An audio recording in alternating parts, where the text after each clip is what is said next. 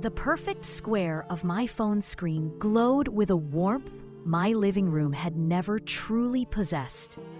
I tapped the little plus sign, selected the image, and filtered it through Valencia. The result was a masterpiece of domestic bliss. The morning sun streamed across the polished oak floor, catching the edge of the velvet throw pillow I'd artfully arranged on my beige sofa. A single pristine mug of steaming coffee sat on the reclaimed wood coffee table. The caption came easily, a reflex honed by 3 years of practice. Quiet mornings and slow sips. This little corner of the world is my sanctuary. I posted it, and the familiar faint thrill buzzed in my veins. Then I lowered the phone. The reality of the room rushed back in, a silent, crushing wave. The sun wasn't highlighting the grain of the wood. It was illuminating a fine layer of dust on the television stand. The mug in the photo was now in the sink, next to last night's dinner plates, which sat beside the breakfast bowls Mark and I had used in a hurried, wordless 20 minutes. The sanctuary was just a room. A clean, tasteful, achingly quiet room. This was my life. Eleanor Vance, née Ellie, purveyor of the @TheVelvet Life Instagram account, and a woman slowly being suffocated by beige. My phone buzzed, a real-world intrusion. It was a text from Mark. Running late, Mrs. Henderson's bunion was more complex than anticipated. Reheat the casserole? Love you. I typed back, no problem, see you then, love you too. The words were true in their way. I did love Mark. I loved his steadiness, his kindness, the way he remembered to put the toilet seat down. I just hadn't realized that steadiness was another word for predictability, and that kindness could sometimes feel like a form of emotional laziness. He was a podiatrist, a man who spent his days tending to the foundations of people, and he approached our life with the same methodical, unexciting care. I was an interior designer, or at least I had the degree and a handful of clients to prove it.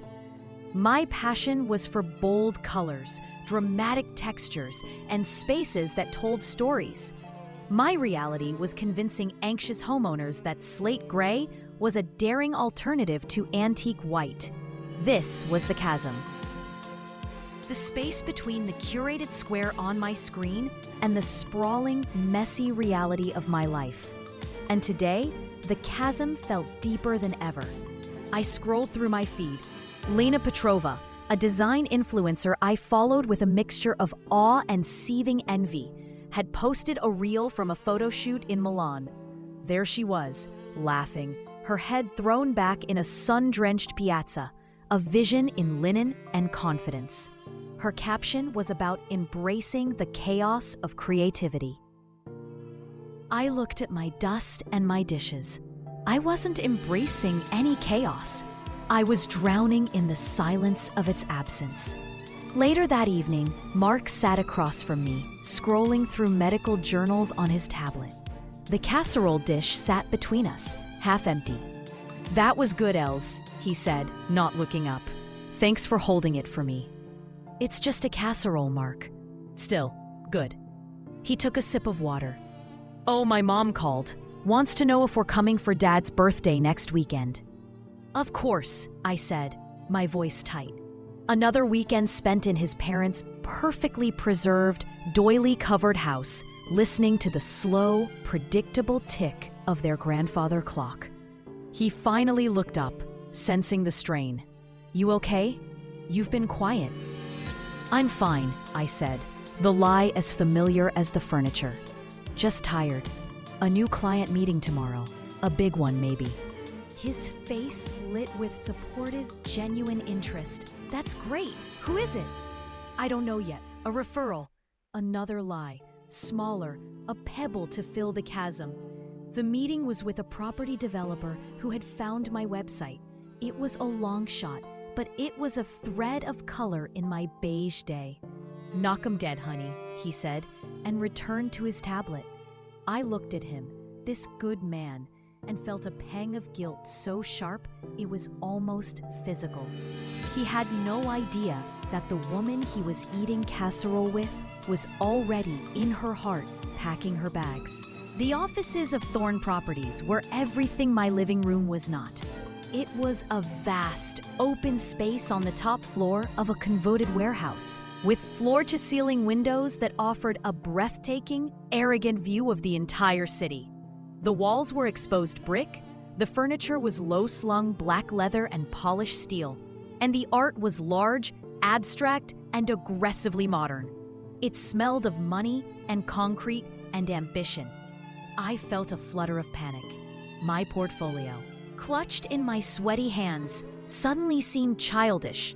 My carefully curated images of cozy reading nooks and family-friendly kitchens felt like bringing a watercolor paint set to a demolition derby.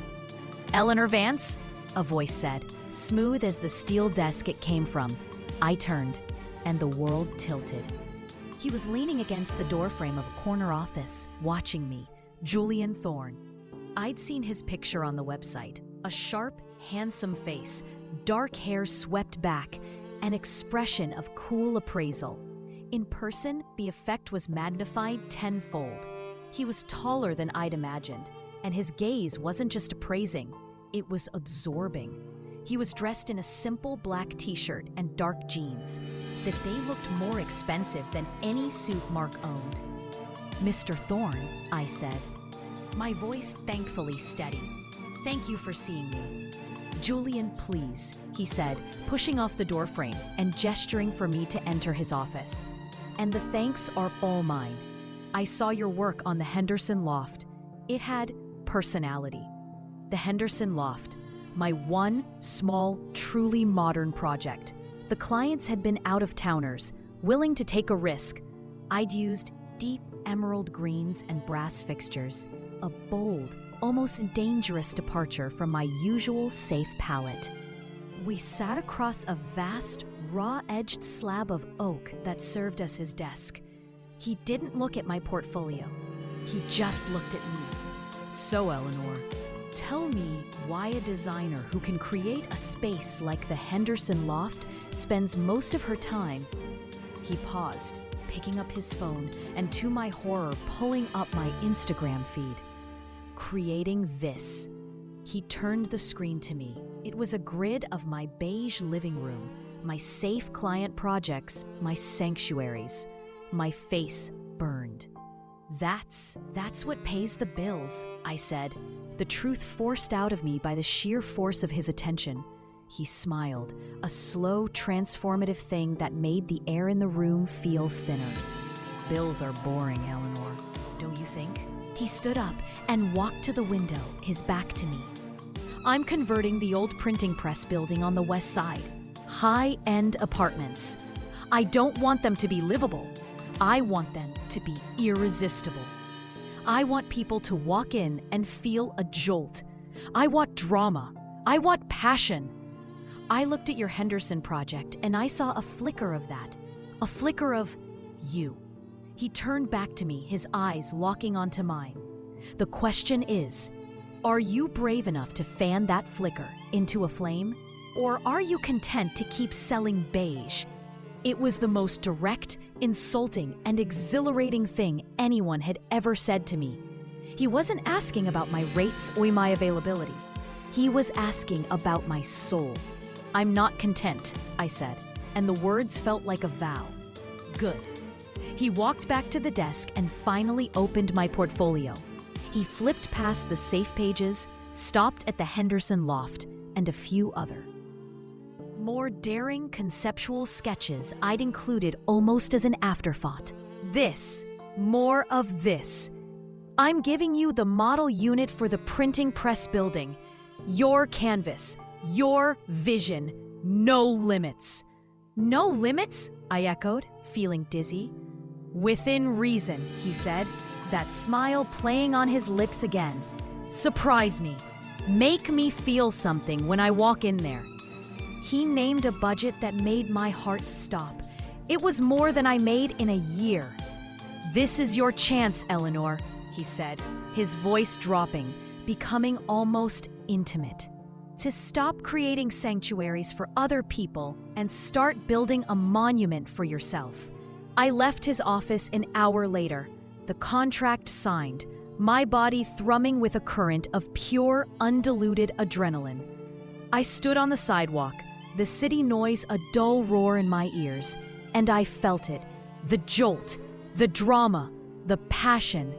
I had spent my life looking for a door out of my quiet existence. Julian Thorne hadn't just shown me the door, he'd handed me the key. On the train home, I didn't look at my phone. I looked out the window at the passing city, seeing it through new eyes. It was no longer just a place where I lived and worked.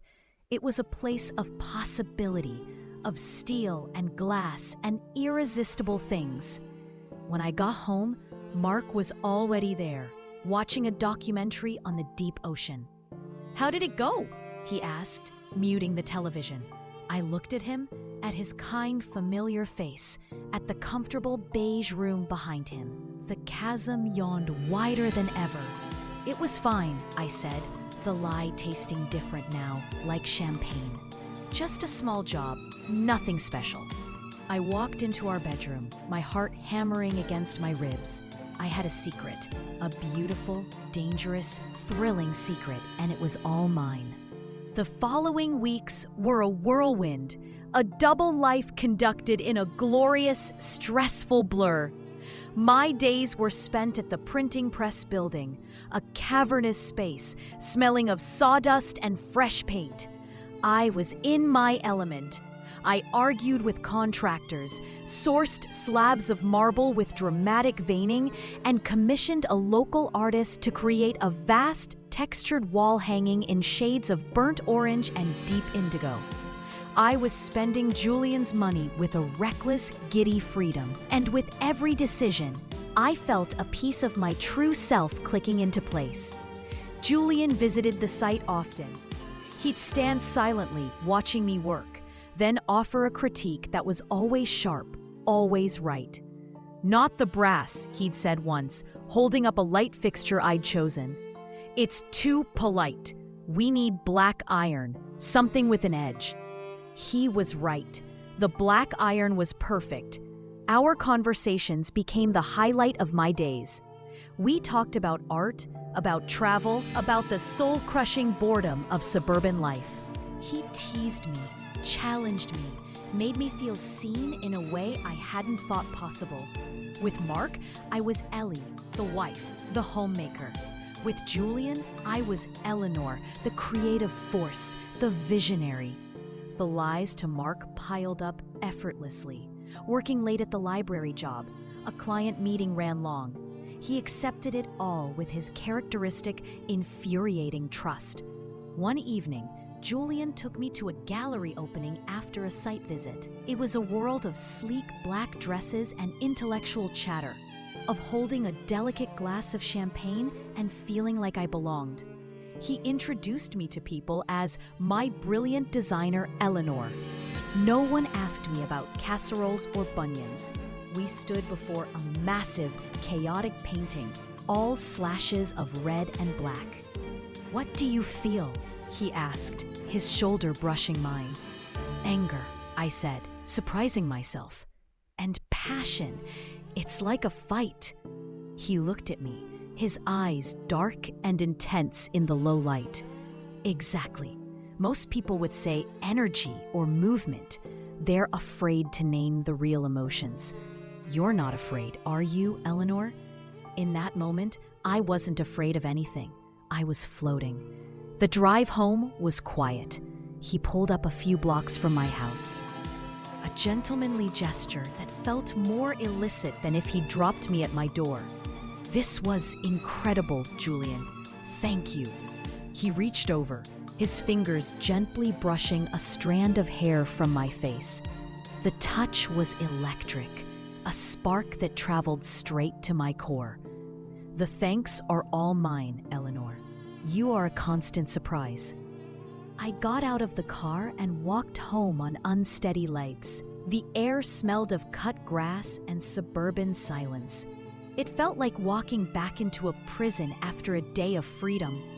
Mark was asleep on the sofa, the documentary still playing on the TV. I looked at him, at the gentle rise and fall of his chest, and the guilt returned, a cold, sharp knife. But it was quickly smothered by the memory of Julian's touch, the sound of my name in his mouth. I went to my laptop and, in a feverish impulse, navigated to a high-end online boutique. I found a dress, a column of deep crimson silk. It was breathtaking. It was also $700. It was the exact opposite of beige. I clicked purchase, charging it to the new high-limit business credit card I'd opened for supplies. My heart hammered with a mixture of terror and triumph. This was the flame Julian had spoken of, and I was throwing gasoline on it. The model apartment was nearly finished. It was the best work of my life. A symphony of texture and bold color, a space that was indeed dramatic and passionate. Julian walked through it on the final day, his footsteps echoing on the polished concrete floor. He didn't speak as he moved from room to room, running a hand over the velvet headboard I'd sourced, staring out the panoramic windows. He stopped in the center of the living room and finally looked at me. "It's perfect," he said, his voice quiet, sincere. "You are perfect." And then he crossed the space between us, cupped my face in his hands, and kissed me. It wasn't a gentle kiss. It was a claiming. It was the culmination of every charged glance, every brush of a hand, every late-night conversation. It was the jolt I had been waiting for my entire life. My portfolio clattered to the floor as my hands came up, not to push him away, but to pull him closer, to drown in the sensation. When we broke apart, we were both breathless. The chasm was gone. I had jumped, and instead of falling, I was flying. "It was always going to be this," he murmured, his forehead resting against mine. I knew with a terrifying, exhilarating certainty that he was right. This wasn't an affair. It was an inevitability. That night, I wore the crimson dress for him. We went to a restaurant where the menus had no prices, and I laughed louder than I had in years. I was living the velvet life. Not as a filtered image on a screen, but as a tangible, pulsating reality. I was Eleanor. I was desired. I was alive. Lying in his bed later, in his stark, beautiful penthouse, watching the city lights twinkle like fallen stars, I made a decision. This was my life now. This was the real one. The other one, the one with Mark and the beige sofa and the casseroles, was the illusion. I just had to find a way to make it official. The high, as they say, could not last. The first crack appeared not in my relationship with Julian, but in the foundation of my fabricated world. It started with an email, a polite but firm reminder from the credit card company about my payment. Then another. The $700 dress had been just the beginning. There had been dinners, Ubers, a weekend trip to a boutique hotel under the guise of sourcing antiques, another dress, shoes. The business card was nearly maxed out, and the business had not generated a single cent of personal income. Julian's company had paid the contractors and for the materials, but my own expenses were my own. The thrill of spending, of keeping up with Julian's world, had been so intoxicating that I'd refused to look at the statements. Now, they were a digital pile of judgment on my laptop screen. The total was a number that made me physically ill. I did the only thing I could think of. I applied for another card, and then another, performing a desperate shell game of balance transfers and cash advances to keep the wolves at bay. The silence in my own home was now filled with the phantom ringing of phones, the ghost of debt collectors already at the door. Julian, meanwhile, began to change. The project was over. The conquest was complete. His texts became less frequent. Our dinners, once long and languorous, ended. Fast, final, too. Now felt rushed. He was distracted, his mind already on the next development, the next challenge. The brilliant designer Eleanor was now just Eleanor, a mistress, and the novelty was wearing off. Tried to replicate the magic. I planned a special dinner at my place for a day I knew Mark would be at a podiatry conference. I spent the last of my available credit on aged steak, imported wine, and a new tablecloth. I wanted to show Julian I could create this world for him, a world of domestic perfection that was also... He was late. An hour late. He didn't call. When he finally arrived, he seemed agitated. Traffic was a nightmare, he said, barely glancing at the set table, the candles I'd lit. We can just relax, I said, trying to keep my voice light. I made your favorite. He poured himself a large glass of wine and drank half of it in one go. Look, Eleanor, this is nice, but I have an early meeting. The words were a slap. An early meeting, I repeated dumbly. Yes, this. He gestured around my safe, beige living room, a room he had never truly been in before. Isn't really my scene. My scene. The words hung in the air, sucking all the oxygen out of the room. My carefully constructed fantasy crumbled in an instant. I wasn't bringing him into my world. I was reminding him of the world he found me in, the world he despised. We ate in near silence. The expensive food tasted like ash in my mouth. When he left, with a perfunctory kiss on my cheek, I stood in the middle of my kitchen, surrounded by the wreckage of the uneaten meal, and felt the cold hand of panic close around my throat. This was the flip side of the jolt, the crash. The next day, a new, more potent disaster struck. My biggest private client, the one who's safe. Kitchen redesign was supposed to fund the next few months of my credit card payments. Emailed to cancel. A family emergency, they said. They were moving out of state. I stared at the email, my vision blurring. There was no income. There was only debt. A mountain of it. I scrolled through Instagram, a masochistic reflex. And there was Lena Petrova. She was at a launch party, and standing next to her, his arm casually draped around her waist. The caption, "So much fun celebrating with my favorite person, @JulianThorne. Congrats on the stunning new development. #power couple, #city life." The bottom fell out of my world. The betrayal was so complete, so cliched, that I almost laughed. He hadn't just lost interest. He had replaced me with her, the woman who was everything I was pretending to be. The emotions came in a nauseating wave, heartbreak, humiliation, and a fresh, more potent terror.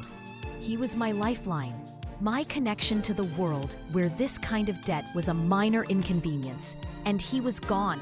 I was alone in the chasm, and the walls were closing in. The phone rang. It wasn't a number I recognized, but I knew. I just knew. "Am I speaking with Eleanor Vance?" A polite, robotic voice asked. "Yes. This is a call regarding your outstanding business loan account. The payment is now 90 days past due. The full balance is being called. We require payment in full within 10 business days, or the account will be sent to collections and we will be forced to pursue legal action." The full balance, a number so large I couldn't even comprehend it. There was no more credit, no more cards, no more shell game. "Hello, Miss Vance? Are you there?" I understand. Thank you," I whispered and hung up. I had 10 days. 10 days until the life I had built, the real one with Mark, imploded. The debt would be discovered. The lies would unravel. Mark would look at me, and I would see the trust in his eyes die. I couldn't let that happen. I had to fix this. There was only one person who could fix this: Julian. I spent the next 2 days in a fugue state, trying to reach him. My calls went straight to voicemail. My texts were met with silence. He was a ghost, a fortress I could no longer penetrate. The favorite person was busy with his new favorite person. Desperation is a poison. It clouds your judgment and makes the unthinkable seem rational. A plan formed in my mind. A terrible, final, desperate plan. I would go to him. I would lay it all bare. I would show him the depth of my love and the depth of my despair. He had to see. He had to help. He had loved me once, hadn't he? He had seen something in me. I put on the crimson dress. It felt like a costume now, the uniform of a fool. I didn't bother with makeup. My pale, tear-streaked face was my truth. I drove to his office, my hands shaking on the wheel. His assistant, a young man with a perfectly sculpted beard, tried to stop me. "I'm sorry, Ms. Vance. Mr. Thorne is in a meeting." "It's an emergency," I said, my voice cracking, and I pushed past him, throwing open the door to his office. He was there, and he wasn't alone. Lena Petrova was sitting in one of the leather chairs, a portfolio open on her lap. They both looked up, startled. For a single, heart-stopping moment, Julian's face registered pure shock. Then, it hardened into a mask of cold annoyance. "Eleanor, this is a surprise." Lena looked from him to me, a slow, cat-like smile spreading across her face. She saw the dress. She saw my face. She understood everything. "I need to talk to you," I choked out, my carefully rehearsed speech evaporating. "Alone." "Anything you have to say to me, you can say in front of Lena," he said, his voice flat. He leaned back in his chair, the picture of bored indifference. The room swam. This was it, my last stand. It's the money," I stammered, the words tumbling out in an undignified rush. "The credit cards, the loan. I'm in trouble, Julian, deep trouble. I did it for us, for our life. I can't pay it back." There was a long, agonizing silence. Lena had the decency to look down at her hands, a faint blush on her cheeks. Julian steepled his fingers. "Eleanor," he said. "I have a business to run," he said, a flicker of impatience in his eyes. "And personal entanglements, however diverting, cannot be allowed to interfere with it. You were a beautiful fantasy, Eleanor, but this?" He gestured at my disheveled, desperate state. "This is just messy reality, and it's a complication I don't need." A beautiful fantasy. The words echoed in the hollowed-out chamber of my heart. That's all I had ever been. A flicker, a diversion. I looked at him, at this man I had thought held the key to my salvation. And I saw him for what he was, a man who consumed passion and creativity and people, and then moved on when the novelty faded. There was nothing left to say. The last of my hope, my pride, my very self evaporated in that room. I turned and walked out, past the smirking assistant, through the sleek, cold lobby, and into the indifferent city air. I had gambled everything on one last, desperate throw of the dice. The drive home was a blur. I moved through the streets like an automaton, the world outside the car window muted and distant. Julian's words played on a loop in my head. A beautiful fantasy, a complication. I had been so afraid of my quiet beige life that I had run headlong into a gilded cage, mistaking its bars for liberation. The debt, the lies, the betrayal, they weren't the price of Velvet. They were the price of my own self-deception. I pulled into our driveway. Mark's car was there. He was home early, a fresh wave of terror washed over me. The 10-day deadline, the loan, it was all still there, waiting for me in this house. There was no escape. I walked inside. The house was quiet. Mark was in the living room, sitting on the beige sofa. He wasn't watching TV. He was just sitting, his shoulders slumped. On the coffee table in front of him lay my laptop, open. And next to it, a small pile of printed credit card statements. My heart stopped. He looked up as I entered. His face was pale, his eyes red-rimmed. He didn't look angry. He looked utterly destroyed. "Ellie," he whispered, his voice ragged. "What is this?" I stood frozen in the doorway, the woman in the crimson dress in her safe beige prison. There were no more lies left. The well was dry. It's all true," I said, my own voice a hollow echo. He picked up one of the statements, his hand trembling. $30,000? 40? How? What was this for? What were you doing? And so I told him. I told him everything. About the boredom, about Julian, about the thrill of being seen, of being called brilliant, about the expensive dinners, the dresses, the desperate attempt to keep up, to be someone I wasn't. I told him about the loan, the final humiliating confrontation. I left nothing out. The truth was a purgative, and I vomited it all up at his feet. "No," I cried, the tears finally coming, hot and shameful. "It wasn't you, it was me. I was empty. I was lost." "We could have talked about it," he shouted, the sound raw and painful in the quiet room.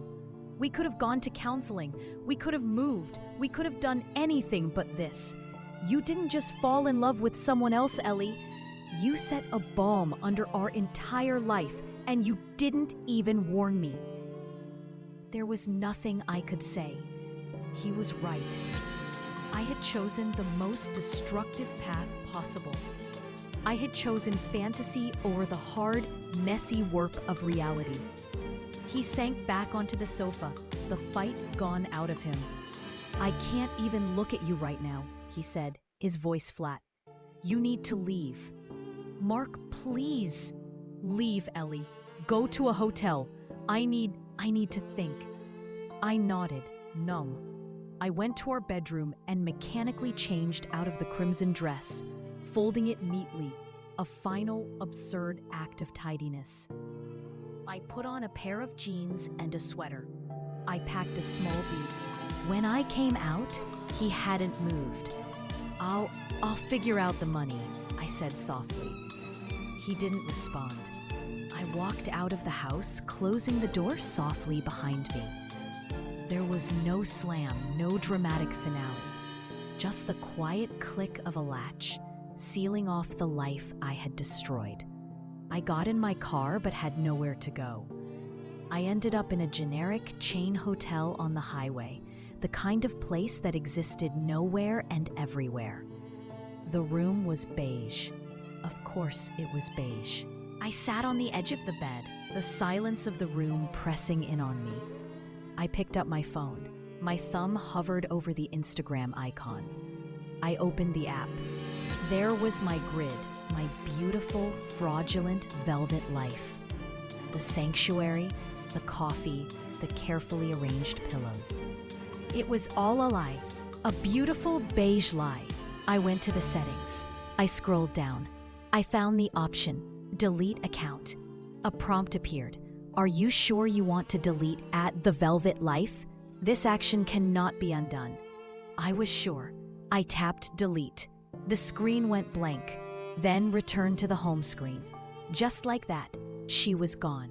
Eleanor of the Velvet Life was erased. I was just Ellie again, broke, alone. A woman who had traded a quiet life for a quiet devastation, and in the process, had lost everything of real value. The price of velvet was everything, and I had paid it in full. If you like my real story and efforts to make video, then subscribe the channel and like the video for more beautiful, emotional, real, and good video. Your support in this regard is highly appreciated and regards able, because you're valuable. Thanks for watching video.